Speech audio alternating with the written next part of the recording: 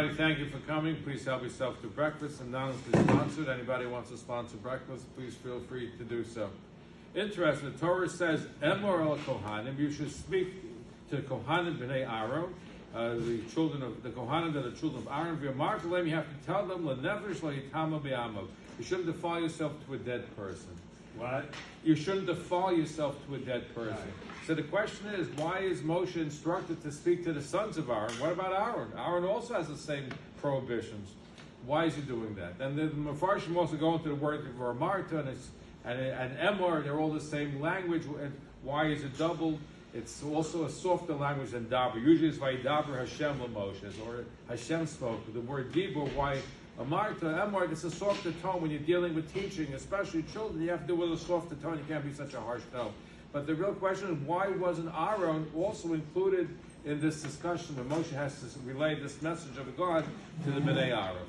So the answer that's given is, according to the Medrash, that when the Jews accepted the Torah, they said Nasiv and Nishma, they became at such a high level that death was no longer part of the equation. Moshe would have been able to take them to Israel, the base of Midrash would never been destroyed, never been exiles.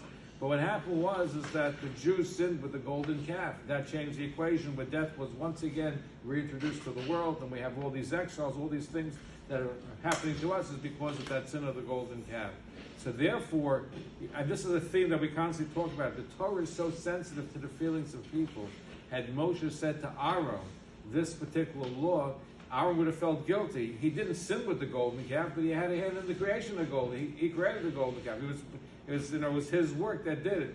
So therefore, the Torah is so sensitive, doesn't want to bring embarrassment and shame that Aaron shouldn't feel uncomfortable that he's giving this law about defiling, about not being defiled and contaminated with the dead. Therefore, Moshe is instructed to speak to the Bnei Aaron to cause Aaron that he shouldn't have any embarrassment, even small embarrassment.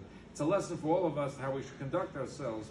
And this is a constant thing of the Torah. The Torah does not want to embarrass people, even people who are guilty of sins. The Torah goes out of its way. As we spoke the other day about the person who was the blasphemer and the person who desecrated Shabbos, but they weren't kept in the same cell. Also dealing with the sensitivity of the people involved. And this is an important lesson for all of us. Have a wonderful day.